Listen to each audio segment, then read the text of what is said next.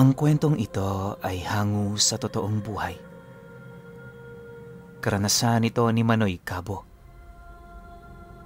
Taong 1966, Bacolod, Occidental Mindoro.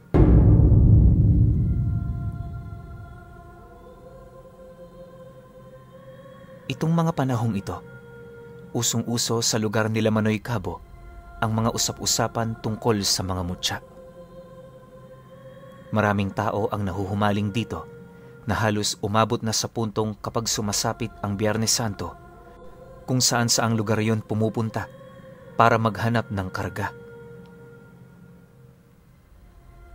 Kaya nag-umpisa ang ganoong bagay sa lugar nila ay dahil sa mga dumayong mga antingero ilang taon na ang nakakalipas.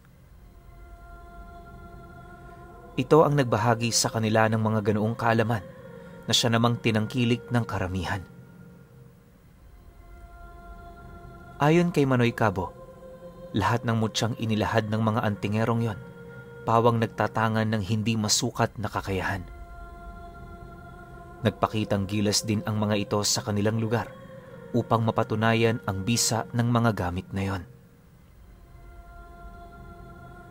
Dahil sa mga ganoong pangyayari, kumalat ang iba't ibang uri ng paniniwala. Sa pag-alis ng mga antingerong yon, marami ang nangahas na kumalap ng mga ganoong uri ng mutya. Yung iba, sinasabing nakakuha sila ng katulad ng mga mutyang yon, habang yung iba namang bumababa sa bundok, sinasabing mas buhay ang kanilang mga nakuha. Sa kasagsagan ng kaguluhan noon sa baryo, si Manoy Cabo naman ay nanatiling tahimik at payapang naninirahan sa kanyang mumunting kubo malapit sa gilid ng palayan.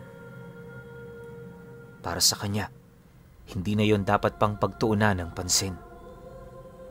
Naniniwala siyang hindi lahat ng ginagawa ng kapwa niya kayang-kaya din nilang gawin. Gayunpaman, sa kabila ng kanyang pananahimik, may mga kaibigan pa rin siyang bumibisita sa kanyang pamamahay upang pag-usapan ang tungkol sa binabalak nitong pagkuha ng mutya. Ilang milya kasi sa lugar nila, matatagpuan ang isang sapa na pinagtutumpukan ng malalaking tipak ng bato. Naniniwala ang mga ito, may mutya sa lugar na yon, kaya ang kinakailangan nilang gawin, hanapin ang bagay na yon. Dahil sa mga ganoong usapin, hindi niya maipagkakaila na naiirita siya. Sa isip-isip niya, hindi ganon kadaling kumuha ng mutya. Bawat isa sa mga ito may kaakibat na panganib at sa oras na pinagtangkaan yung kunin ng mga hindi karapat-dapat, peligro ang maidudulot sa kanila nito. Dagdag pa ni Manoy Cabo na maraming tao na siyang nakitang nabaliw dahil lamang sa pagkuha ng kargang yon. Isa ito sa mga hindi nalalaman ng kanyang mga kaibigan, kaya nakakapagsalita ito ng mga bagay na hindi nila nauunawaan.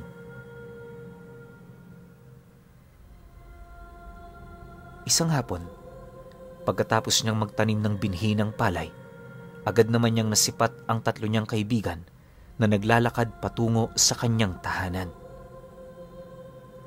Galing pa yung baryo, kaya alam niyang may dalang alak ang mga ito. Habang hindi pa yon nakakarating, agad namang inayos ni Manoy Cabo ang kanyang tambayan sa gilid ng bahay niya. Nakatayo ang tambayang yon sa ilalim ng puno ng santol, kaya na may preskong-presko doong tumambay, lalo na kapag hapon. Makalipas pa ang ilang minuto, dumating na nga ang tatlo.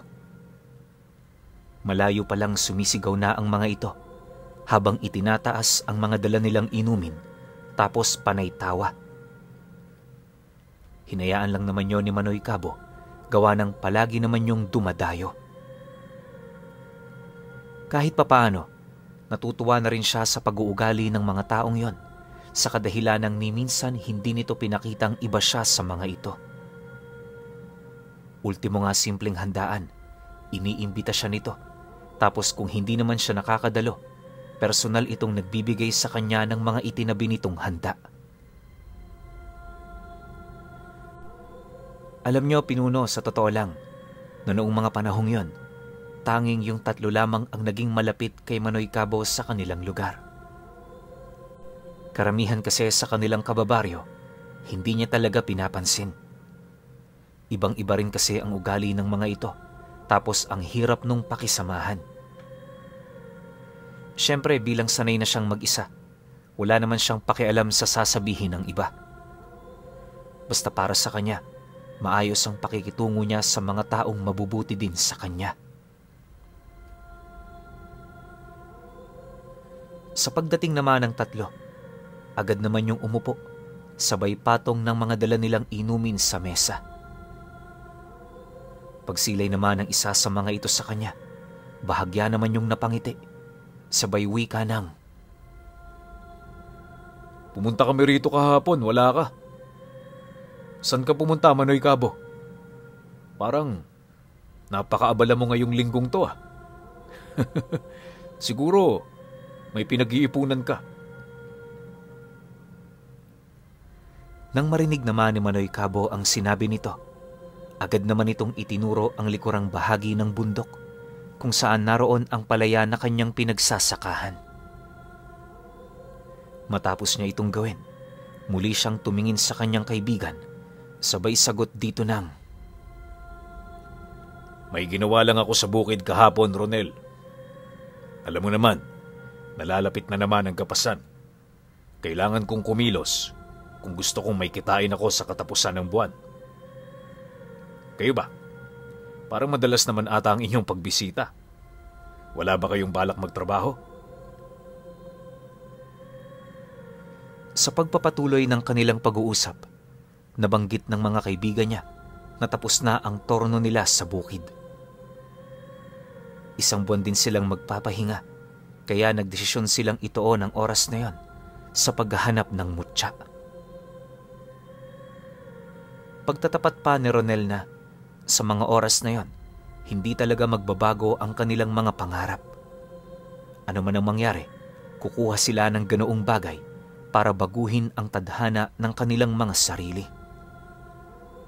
Mariin din itong inilahad na yun lamang ang nakikita nilang paraan para makatakas sa kasalukuyang sitwasyon ng kanilang mga buhay. Dagdag pa ni Ronel, maaring hindi sumang-ayon si Manoy Cabo sa kanilang gagawin, pero para sa kanila, seryosong-seryoso sila. Dahil sa sinabi nito, hindi naman kaagad nakasagot itong si Manoy Cabo. Ilang beses na kasi nila itong napag-usapan at napaliwanag na rin niya ang lahat, pero di pa rin nagbabago ang pananaw ng mga ito. Dahil sa ganoong pangyayari, nagdesisyon siyang ilahad sa mga ito ang iilan sa mga detalyeng hindi niya inilalahad kung kani-kanino pagdating sa mga mutya at biyaya ng mundo. Nagbabaka sakali noon itong si Manoy Cabo na ang impormasyong yon ay maaaring makapagpabago sa desisyon ng kanyang mga kaibigan. Hindi naman sa hinahadlangan ko ang mga gusto niyong gawin sa buhay. Ang kaso lang, masyadong mapanganib yung mga iniisip ninyo. Ang mga mutya, hindi yan parang sorbetes na ibibigay na lang kapag natitipuhan ka. Kung kabilang ka sa mga maswerteng tao, pwede pa yang magkatotoo. Pero kung kagaya nyo lang ng mga ordinaryo, mas may tsansa pang tamaan kayo ng kidlat kaysa makakuha niyan. Hayaan niyong bahagian ko kayo ng isang istorya na may kaugnayan sa aking buhay. Totoong nangyari ito, kaya makinig kayo.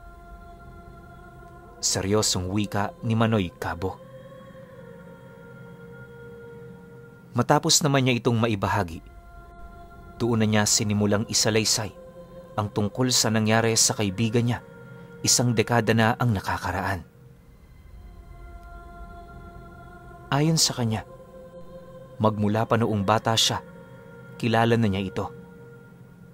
Kagaya nila Ronel, Nahilig din sila sa panunuklas ng mga mahihiwagang gamit. Kinalakihan niya ang mga ganoong bagay sa kadahilan ng anak siya ng antingero. Dahil sa kaalaman ng namayapa niyang ama, marami siyang nalalaman ukol sa mga ito. Pagtatapat pa niya na, totoo ang mga antingerong bumisita sa kanila at wala ring duda na lehitimo ang mga karga nito. Ang kaso lang, ibang-iba talaga ang epekto nito sa mga taong nakakita sa mga yon. Inakala kasi nilang napakadali nitong makuha, kaya na may lunod na lunod sila sa abilidad ng mga mutya. Ang hindi nila alam, nakalakip ng kamanghamanghang abilidad ng mga ito ay ang kaakibat na panganib at sakripisyo. Dagdag pa ni Manoy Cabo na dahil sa panunuklas ng ganoong mga karga, namatay yung kaibigan niya. Huli na rin nang malaman niya ang tungkol sa mga bantay ng mga ganoong uri ng mutya. Makinig kayo. Isang beses ko lang itong sasabihin. Bawat mutya may kanya-kanyang domi ng kapangyarihan. May mga teritoryo sila at balwarte. At kapag nakapasok kayo doon ang hindi ninyo namamalayan, makakalabas lamang kayo kung kayo ay mamamatay o hindi naman kaya'y makuha nyo ang inyong hinahanap. Palagi niyong tatandaan, mailap at galit sa tao ang mga mutya. Bago nyo pa man sila makita, alam na nila ang hinihiling ng inyong puso. Kaya kaming mga antingero, katakatakot na dasal ang aming pinagdadaanan bago namin yon makuha. Alam kong hindi kayo maniniwala sa mga sinasabi ko ngayon, pero kayo na ang bahalang magpasya. Muli-muli, hindi ko kayo pinipigilan. Ang sa akin lang, ipaalam sa inyo ang katotohanan. Seryosong wika ni Manoy Cabo. Kasabay ng kanyang paglahad ng mga bagay na yon, bakas naman sa mukha ng mga kaibigan niya ang hindi nila maipagkakailang pagkagulat. Sa ilang taon kasi nilang pagsasama, yon ang kauna-unahang pagkakataon na ilahad niya ang katotohanan sa likod ng pagkatao niya. Naiilang man si Manoy Cabo na sabihin ito, alam niya sa kanyang sarili na tanging yun na lamang ang nag-iisang paraan upang paniwalaan siya ng kanyang mga kaibigan. Para naman hindi masabing yabang niya lang ito, siya na mismo ang nagpakita kung ano ang totoong wangis ng isang lehitimong mutya. Pagdukot naman niya sa kanyang bulsa, bumungad sa mga kaibigan niya ang hawak niyang supot na naglalaman ng puting tela. Naninilaw na yung supot na yon. Tapos sa estado nito parang matagal na panahon na itong ginagamit ni Manoy Cabo.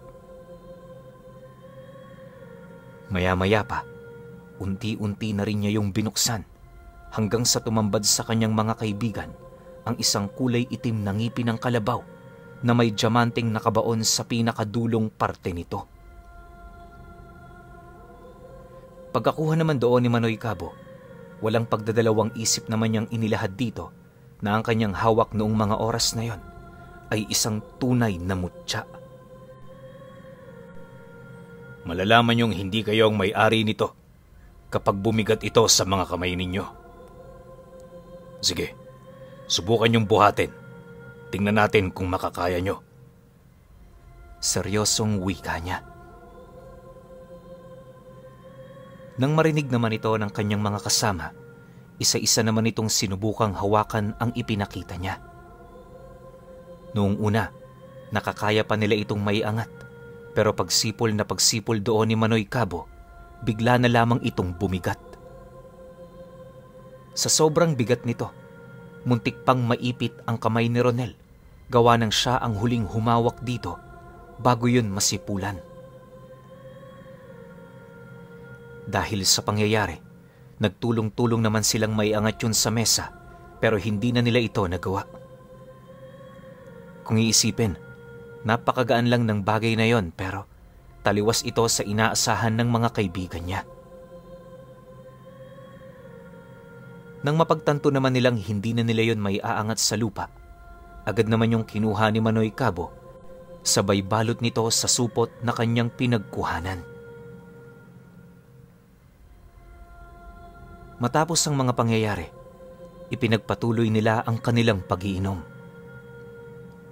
Habang tumatagal, napapansin noon ni Manoy Cabo na parabang dumarami ang katanungan ng mga ito. Mas lalo rin yung nagpakalulong sa alak sa kadahilan ng isa yon sa kanilang pamamaraan upang mas lumakas ang loob na magtanong. Dahil sa lasing na rin ng mga ito, hindi naman nagdalawang isip itong si Manoy Cabo na sagutin ang lahat ng tanong na ipinupukol sa kanya. Yung iba kasi sa mga katanungan ng mga kaibigan niya, pawang pumupuntos lang sa kanya. Yung tipong itinatanong nito ang mga imposibleng bagay nang sa gayoy kung sakali mang hindi niya ito masagot, siya ang magiging katuwaan nila sa inuman. Sa paglalim pa ng gabi, ubos na ang alak na binili ng mga kasama niya. Si Ronel noon, nagpupumilit pa sanang bumalik sa baryo para bumili, pero hindi niya na yon pinahintulutan pa. Dagdag pa ni Manoy Cabo na kung talagang interesado sila sa kanilang mga gagawin, hindi ito magdadalawang isip na sumama. Hindi naman niya kinukonsinte ang kamangmanga ng mga ito. Sa halip kaya niya yun gagawin ay para maimulat ang kanyang mga kaibigan ukol sa panganib na dulot ng pangunguha ng mutya. Matapos naman itong marinig ng kanyang mga kasama, tumangulang naman ang mga ito, hudyat ng pagsang-ayon nila. Hindi naglaon, napilitan na rin silang umalis sa lugar. Yung dalawa sa mga kaibigan nila, nagyayaya ng umuwi. Lumipas pa ang mga araw, nagpatuloy ang kanyang pangkaraniwang buhay. Naging kampante naman siya noon kahit papaano, gawa ng ang buong akala niya, nalimot na ng kanyang kaibigan ang tungkol sa kanyang mga sinabi. Ngunit, pagtungtong naman ng linggo, bumalik ang tatlo, bitbit ang iilan sa kanilang mga kagamitan sa gagawin nilang paglalakbay. Pagdating naman ng mga ito sa kanyang bahay, agad naman siya nitong inabisuhang mag-empake na dahil aalis sila. Nang marinig naman yon ni Manoy Cabo, wala naman yung nagawa kundi ang sumang-ayon sa kadahilan ng ramdam niya ang pagiging desidido ng mga kaibigan niyang yon. Sa kanilang paglalakad, nabanggit nito sa kanya ang lugar na pupuntahan nila. Alam niya kasing nasa liblib yon na lugar, kaya una pa lang, tumutol na talaga siya. Ang kaso lang mapilit ang mga ito. Yung napagtanungan kasi nitong kuno-kunong manghuhula, doon sila itinuturo sa lugar na yon. Ani nito, banal na lupa yon para sa mga mutya, kaya paniguradong makakahanap sila doon ng karga. Pagtatapat pa nito sa mga kaibigan niya, malayo-layo ang lugar na yon sa baryo, kaya kinakailangan nila itong paghandaan ng husto. Ito din ang naging rason doon nila Ronel kung bakit hindi sila nakabalik kaagad sa pamamahay ni Manoy Cabo. Nang marinig naman niya ang sinabi nito, hindi naman niya maiwasang mapaisip ng kung ano-ano.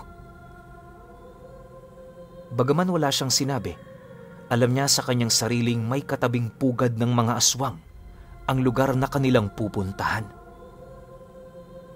Bagaman ayaw niya talaga noong umalis, pinili na lamang niyang sumunod sa kadahilanang nasisiguro niya na hindi niya yun kayang mapigilan.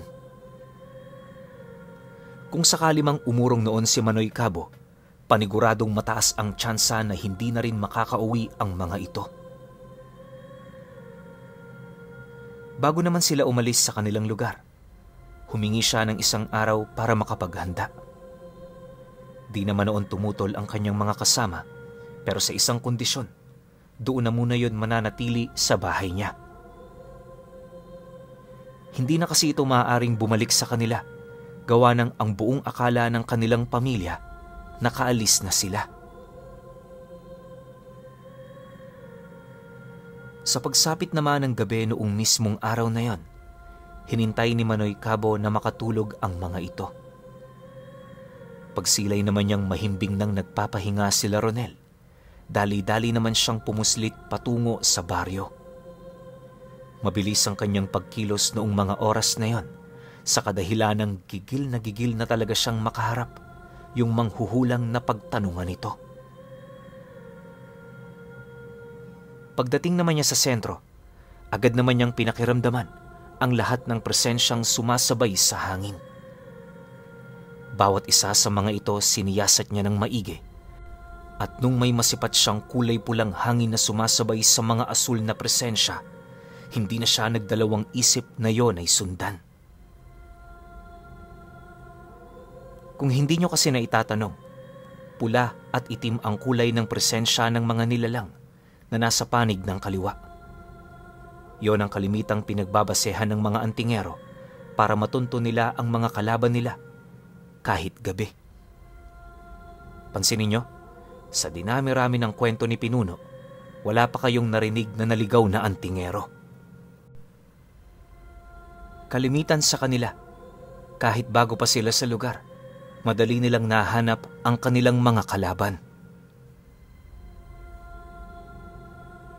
Sa pagpapatuloy ng kanyang paglalakad, narating niya ang isang kubo sa unahang bahagi ng sentro. Mga bakanteng lupa ang katabi nito, kaya medyo malayo-layo ang mga bahay na susunod dito. Nang masipat naman yon ni Manoy Cabo, walang pag-aatubili naman niya yung nilapitan, at nung marating na niya ang bandang dingding nito, agad naman niyang sinipa ang pinto. Pagbukas naman ito, dali-dali naman siyang pumasok sa loob, kung saan doon niya nakita ang manghuhulang nakaharap sa isang bolang kristal na nangingitim na. May kausap yon sa bolang yon, at kung hindi siya nagkakamali, nagbibigay yon ng abiso ukol sa mga taong kanyang naloko. Pagsilay naman sa kanya ng matanda, agad naman siya nitong sinabuyan ng langis, ngunit hindi siya nito tinamaan. Akmang kukuha pa yon ng sundang, agad naman niya yung hinawakan sa ulo, sabay untog nito sa mesa kung saan naroon ang bolang kristal. Paulit-ulit niya yung ginawa, hanggang sa kalaunay nawalan na ng ulirat ang matandang yon. Dahil sa nawalan ito ng malay, pinili naman niyang maghintay. Inabot siya doon ng humigit sa 2 oras kakaupo, hanggang sa dumating ang puntong nagising na ito.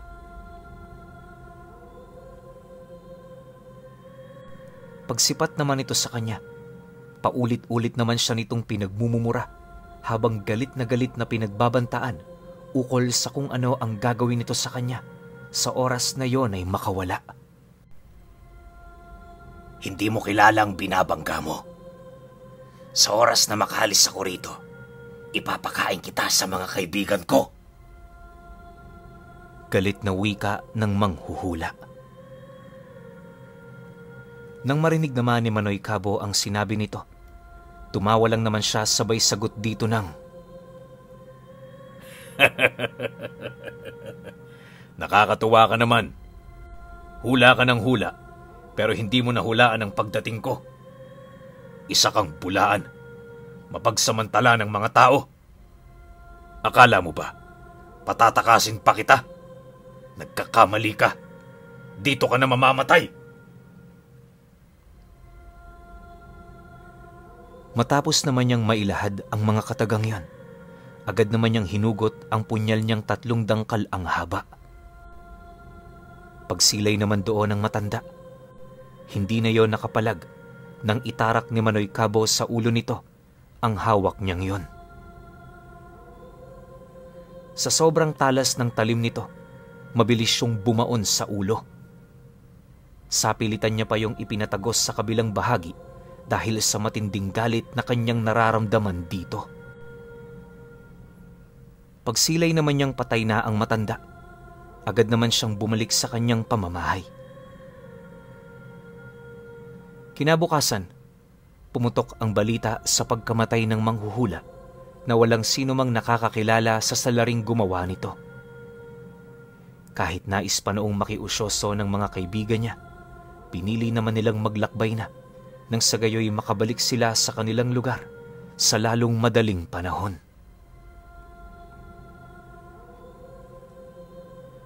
Sa kanilang paglalakad, naging maayos naman ang lahat. Purong tawanan, kwentuhan ang nakagawian nila para naman kahit papaano hindi nila maramdaman ang kanika nilang mga iniindang pagod. Ilang milya ang layo mula sa kanilang lugar. Minabuti na nilang magpahinga at magpalipas ng gabi sa lugar na yon. Sa loob ng halos 3 araw, ganon at ganon ang kanilang ginawa hanggang sa marating na nga nila ang banal na lupang sinasabi ng manghuhula. Pagdating nila sa lugar na yon, doon nila nasilayan ang isang maliit na sityo na pinagtitirahan ng mga katutubo. Bagaman wala silang ideya sa mga taong yon, pinili nilang magkasundo na pumasok dito para magtanong. Nang marinig naman ni Manoy Cabo ang sinabi nito, sinubukan naman niya itong pigilan pero hindi na yon nakinig. Dahil dito, agad naman niyang kinuha sa kanyang bulsa ang tangan niyang mutya, sabay ipit nito sa kanyang kilikili. Paglapit naman nila sa lugar na yon, agad naman silang sinalubong ng mga panauhing nanlilisik ang mga mata na nakatitig sa kanila. Nang akmang tatanungin na yon ni Ronel, bahagya naman yung napatahimik nang mapansin nito ang paglibot sa kanila ng mga taong yon. Ilang beses na rin nila itong kinausap pero wala itong balak na sumagot sa kanilang mga tanong. Maya-maya pa, nang papaalis na sila sa sityo, bigla naman itong sinunggaban ang isa sa kanyang mga kaibigan. Pagsilay naman ni Ronel sa nangyari, dali-dali naman niya itong tinulungan pero sa dami ng mga kalalakihang nagtutulong-tulong sa kanila, hindi niya na yon nagawa. Tumigil lang ang ganoong pangyayari nang marinig ng mga taong yon ang pag-ubo ni Manoy Cabo. Pagsilay nito sa lalaking sumunggab sa kaibigan niya, dali-dali naman niya itong nilapitan, sabay dinuro ng kanyang daliri sa noo. Matapos niya itong gawin, laking gulat na lamang ng mga kasama nito nang biglang humandusay sa lupa yung kasama nilang naduro nito. Nagsimula na rin yung sumuka ng dugo na sinasabayan naman ng panginginig ng katawan. Pagkaraan pa ng ilang minuto, mariin naman niyang inabisuhan ng mga ito na huwag silang gagambalain kung ayaw nilang matulad sa kalahi nilang pinarusahan niya. Pagkalahad naman niya ng mga katagang yon, doon pa lamang sila nakaalis ng malumanay sa sityo. Kahit may nangyari na ring hindi maganda, pinili pa rin nilang ipagpatuloy ang mga gagawin nila. Nang marating na nila ang banal na lupang sinasabi ng manghuhula, nag-umpisa ng maghukay ang tatlo. Si Manoy Cabo naman, tahimik lang na nakaupo sa isang tabi, pilit na pinakikiramdaman yung mga nilalang na umaaligid sa kanila.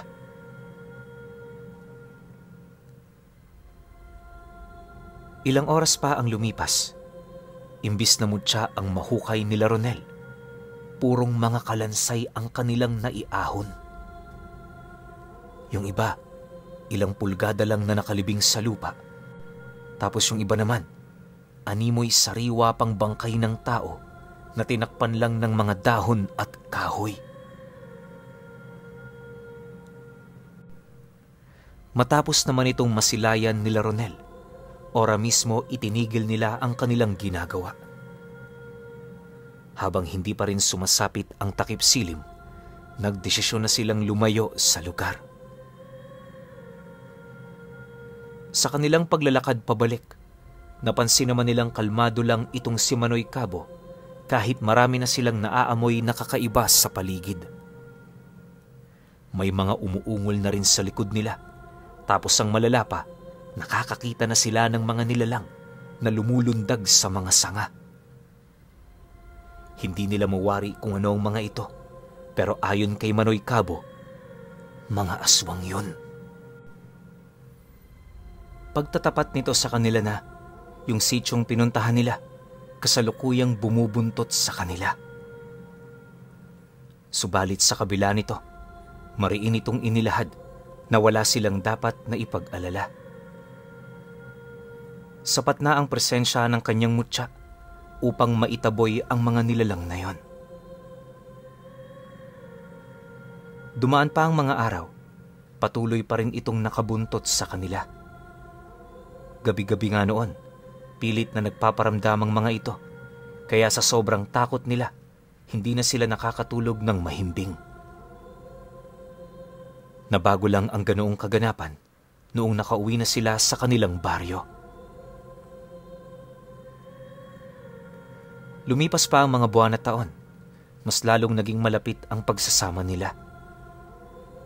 Si Ronel noon, unti-unti na ring natututo ng lihim na karunungan dahil sa pagturo sa kanya ni Manoy Cabo. Alam niyo, Pinuno, magmula noong ipinakita nito sa kanila ang mutya nito, kailan may hindi na ito nasilayan pa ni Ronel. Magpahanggang sa ngayon, nananatili pa ring alaala sa kanila noong minsan silang nangahas na kumuha ng mutya malapit sa baryo ng mga aswang.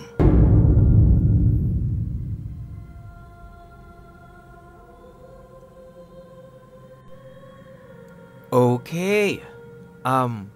Opinyon ko sa kwento. Ganda nito, no? Lalo na kung meron tayong nakaraang kwento ni Manoy Cabo kung bakit siya naging ganong kalakas. Tsaka, yung binanggit na mutya ni Manoy Cabo, first time kong nakarinig nun. Mutya ng kalabaw na kulay itim tapos para may diamante ba yun, yung nabanggit na ganun? Di ko alam kung gaano katindi yun eh. Kasi, alam naman nating mutya ng ngipin ng kalabaw, di ba? Alam nyo rin naman yung itsura niyan. Tsaka, parang isa yan sa mga nagiging common na mutya na eh. Kasi nga, ang dami ng antingerong kayang makakuha nun. Minsan nga, di pa nga antingero nakakakuha nun kasi bigla na lang hinuhulog ng kalabaw yun eh. Diba? Pero yung kanya, kulay itim, tas may diamante o brilyante ba yun? Di ko lang maalala eh. Basta may kalakip na terno yung mutya na yun. Ano kaya yung mga kaya nung gawin? Diba? Tsaka yung after ng kwento na to, etong sila Ronel, diba? Ano kaya ang tanong ngayon? Ang tanong kaya ngayon eh, nakakuha kaya sila ng mutya na para sa kanila? Kasi meron na silang gabay ni Manoy Cabo eh. Alam nyo, yung prinsipyo ni Manoy Cabo pagdating sa mga mutya, sobrang ganda nun. Ang ganda nung mga pananaw niya tungkol sa mutya. Pero yun nga, sayang lang, isa lang yung kwento natin. Pero kung masusundan to, or may kukwento yung past life na ito ni Manoy Cabo, sobrang willing kaming tanggapin yan. Kaya kayo, kung may opinion kayo sa kwentong ito, comment nyo lang sa baba. Yun lang, hanggang sa susunod na kwento. Salamat.